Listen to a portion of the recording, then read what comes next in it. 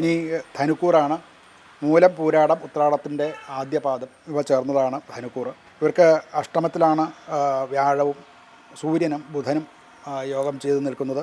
തൊഴിൽ രംഗത്തൊക്കെ ചില മാറ്റങ്ങളും ഒക്കെ ഉണ്ടാകാൻ സാധ്യതയുണ്ട്. പഴയ സമ്പ്രദായങ്ങളോ അല്ലെങ്കിൽ ആ ജോലിയുടെ രീതികളും മറ്റുമൊക്കെ മാറിയിട്ട് വേറെ ചില പദ്ധതികളിലേക്കോ അല്ലെങ്കിൽ വേറെ ചില സംവിധാനങ്ങളിലേക്ക് മാറേണ്ടതായിട്ടുണ്ടാകും.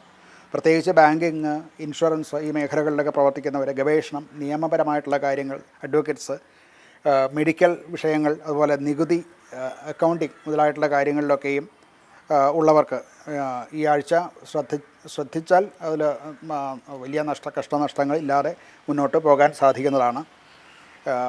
7ലാണ് ചൊവ്വ. അത് കരാറുകൾ, രേഖകൾ ഒപ്പിടേണ്ടതായിട്ടുള്ള ചില എഗ്രിമെൻറ്റ്സ്, ഇങ്ങനെയുള്ള കാര്യങ്ങളിലൊക്കെ വളരെ കെയറെടുത്ത് ശ്രദ്ധയോടുകൂടി മാത്രമേ തീരുമാനമെടുക്കാവുള്ളൂ എന്നുള്ള ഒരു മുന്നറിയിപ്പ് പറയേണ്ടതാണ്. 10ാം ഭാവത്തിലെ ശുക്രൻ അത് മേലുദ്യോഗസ്ഥന്മാരുടെയോ അല്ലെങ്കിൽ നമ്മളുമായിട്ട് ബിസിനസ് ബന്ധമുള്ളവരിൽ നിന്നൊക്കെയുള്ള ഒരു അംഗീകാരം കിട്ടാനൊക്കെ സാധ്യതയുണ്ട്. പൊതു സമൂഹത്തിലും സൽപ്പേരുമൊക്കെ ഉണ്ടാവും. അതുപോലെ കലാപരമായിട്ടുള്ള കാര്യങ്ങൾ വ്യാപൃതരായിട്ട് ഡിസൈനോ അല്ലെങ്കിൽ വിദ്യാഭ്യാസം, അതുപോലെ IT മുതലായിട്ടുള്ള കാര്യങ്ങൾ, മീഡിയ സംബന്ധിച്ചിട്ടുള്ള കാര്യങ്ങളൊക്കെ ജോലി ചെയ്യുന്നവർക്ക് കുറച്ച് അനുകൂലമായിട്ടുള്ള ഫലങ്ങൾ ഈ ശുക്രൻ ഉണ്ടാക്കി തരുന്നതാണ്. ധനപരമായിട്ട് നിക്ഷേപങ്ങളിൽ നിന്നുള്ള വരുമാനമൊക്കെ വർദ്ധിക്കാൻ സാധ്യതയുണ്ട്. അതുപോലെ നേരത്തെ ഉണ്ടായിരുന്ന വായ്പയുടെ ഒരു പുനഃക്രമീകരണവും ഒക്കെ ഉണ്ടാക്കാൻ സാധിക്കും. സാമ്പത്തികമായിട്ടുള്ള ബാധ്യതകൾ കുറയ്ക്കാനും അനുകൂലമായിട്ടുള്ള സമയമാണ്. പാരമ്പര്യമായിട്ട് കിട്ടേണ്ട സ്വത്ത് കാര്യങ്ങളിലും ഒക്കെ കുറച്ച് അനുകൂലമായിട്ടുള്ള തീരുമാനം ഉണ്ടാകും.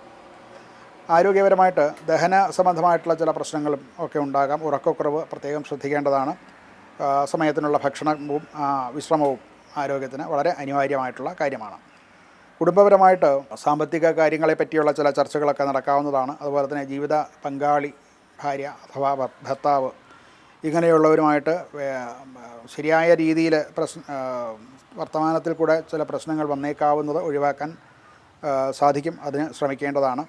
അതുപോലെ തന്നെ കുടുംബത്തിലുള്ള മുതിർന്ന ആൾക്കാരുടെ, അതായത് അച്ഛനമ്മ മുതലായിട്ടുള്ളവരുടെ ആരോഗ്യത്തിലും കുറച്ച് ശ്രദ്ധിക്കേണ്ട ഒരു കാലമാണ്.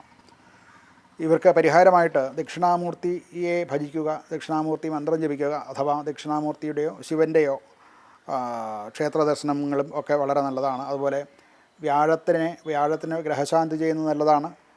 അതില്ല എന്നുണ്ടെങ്കിൽ വിഷ്ണു ക്ഷേത്രത്തിൽ ദർശനം നടത്തുക, സഹസ്രനാമ ജപം, ഇതൊക്കെയും നല്ലതാണ്. അതുപോലെ തന്നെ വിദ്യാർത്ഥികൾക്ക് പഠന സഹായങ്ങളും ഒക്കെ നൽകുക. പണമായിട്ടോ അല്ലെങ്കിൽ പഠനോപകരണങ്ങളായിട്ടോ ഒക്കെ ദാനം ചെയ്ത് അവരുടെ പ്രീതി സമ്പാദിക്കാനും ശ്രമിക്കുന്നത് ഉത്തമമായിട്ടുള്ള കാര്യമാണ്.